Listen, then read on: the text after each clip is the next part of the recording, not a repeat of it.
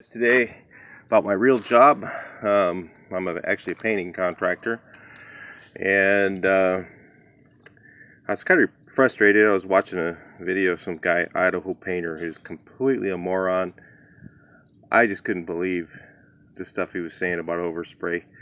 He doesn't know anything. I've been doing this stuff for 35 years, and VW restorations is a hobby for me. For you guys who are new, I do that for fun. This is my real job, but I do a lot of commercial specialty painting now, so I don't do much houses anymore, but I've done tons of them. I've done tons of commercial buildings, and I'm going to talk to you guys about setting up your spray rig to not get overspray. This is a key thing. First of all, I use a Titan 440. This is an old XC model. The new ones are called 440i. I have no need to replace it. We're still working well. You can rebuild these things 100 times, and the parts are very inexpensive. And it's one of the best spray rigs out there. So if you're looking at a new spray rig, I would definitely consider Titan. Graco does have a better pressure system if you're worried about overspray. Like if we were doing inside a big commercial building and there was customers around, then I might consider buying a Graco unit for that, because the pressure control for that first spray, when you pull the trigger, it doesn't have that spurt of a little bit more pressure than the other rigs. Like this one might have a little bit of that. It doesn't make a lot of difference on that issue, but inside a big building where it's closed off, when we used to do Montgomery wards, so that takes me back a few years, when we painted inside there, they didn't allow us to use spray rigs, but we snuck them in there and painted with them. And after about 3 or 4 stores, all the managers told each other, hey, let those guys do whatever they want, because they don't make any mess at all. So we'd only have to cover about 2 aisles out, and we could spray all the walls, and it was a lot faster. So anyway, let me show you guys the setup, the key things to set up your rig. First of all, I use a silver gun. A couple different reasons. One is the trigger pressure is less, so it's less work on your body. So you guys who have those contractor guns and say those things are really good, they're fine, but if you want to last a little bit longer in your life, and then you might want to consider a silver gun, because over a 20-year period, you're talking about a gun that's lighter, and this is a Graco gun. It's covered in paint, but it works great.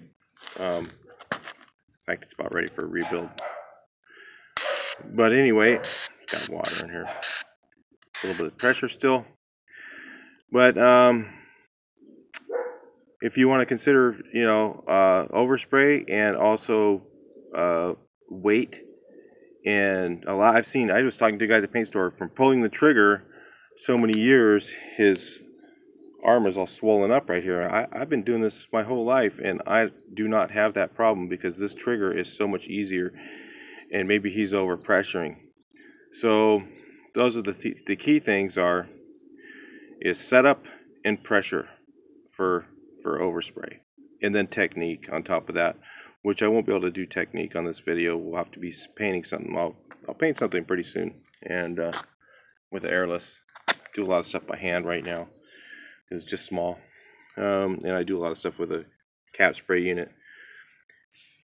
But let me talk to you guys about what you need. Okay, you see this head is extra long because there's something called a cone filter. Let me show you what that is. Alright, so this is what a cone filter is. So I use a cone filter setup, okay, because this spray rig does not have any filter system. And even if it did, when you use a flat tip setup, which is one of these, I don't buy these because they're cheaper. I buy them because they get less overspray. Okay. A lot of guys go, oh, well, you buy those cheap tips. I buy the really good ones, the reverse. I go all day long, and I don't have any plug ups with this setup right here. a fine cone filter, and a flat tip. Okay, I'm going to go over that real quick, why I use a flat tip really quickly here. But that's the setup I use. And then it's all about pressure control from there. Because you can pull that trigger and there's almost no swirl, no dust, nothing, hardly, when you have it set up like this and you have your pressure correctly set up. But what you want to do is, the reason you don't use, the two things I won't use unless I have to, are spray poles. Spray poles create overspray. When it goes through that long, after you pull the trigger and it goes through that long setup, all that movement inside there and going through the whatever it is here inside this, what's it called, the for the packings and everything, when it goes around all the packings and it goes through all that stuff, and then it goes through another tip, and it goes through, especially when you have one of those swivels on the end of it, because you pretty much need a swivel on it if you're going to do a spray pole, because you can't get the angles you need to spray everything the right way. So it goes through that swivel, and twice as much overspray comes out of that rig when you use a spray pole. There's guys that are going to say, oh, that's not true. Okay, bullshit. I'll spray right next to you and we'll be watching the cloud start to build up around you. I'm telling you guys, this is the key thing. Been doing this 35 years.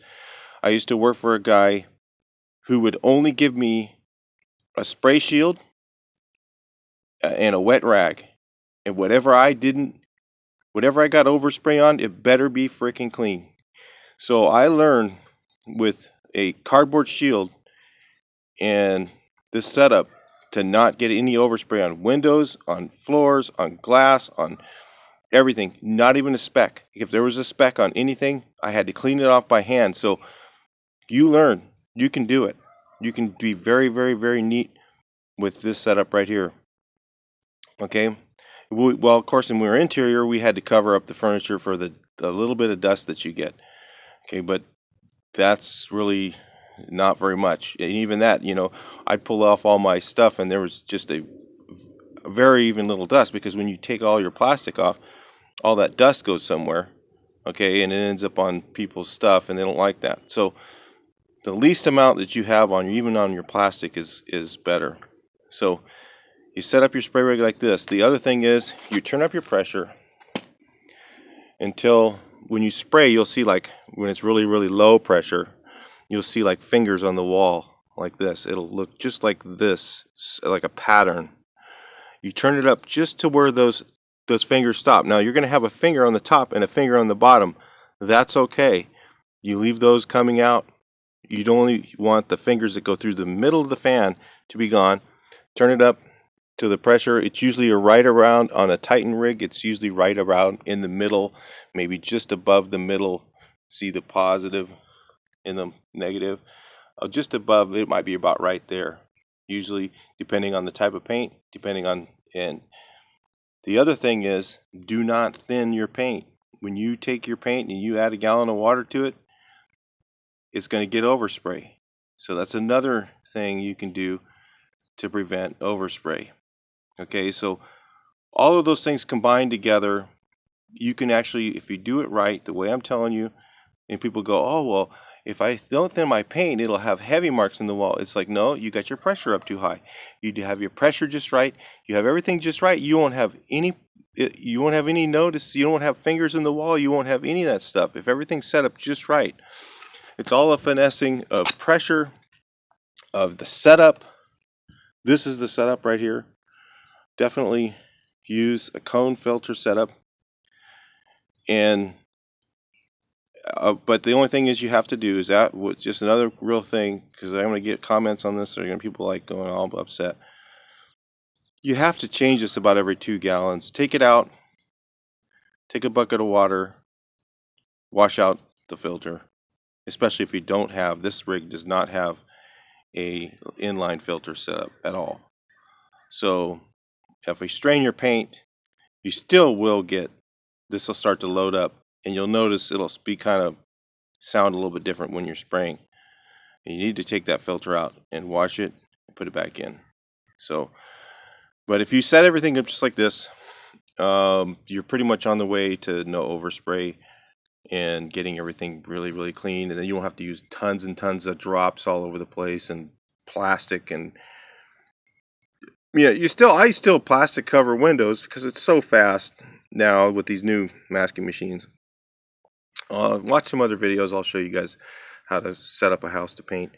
We got a few of them coming up here, and I don't do that many. Like I said, I don't do that many houses anymore. It's mostly commercial buildings, and you got to really know your stuff on a commercial building. People go, "Oh, I've never had an overspray claim," and it's like, "Well, what do you paint?"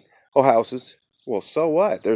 What? They only have 2 cars usually, or something like that. I'm talking about now. You start painting in a big shopping center, with cars coming and going all day long, and then tell me with the same technique that you're using that you don't have any overspray.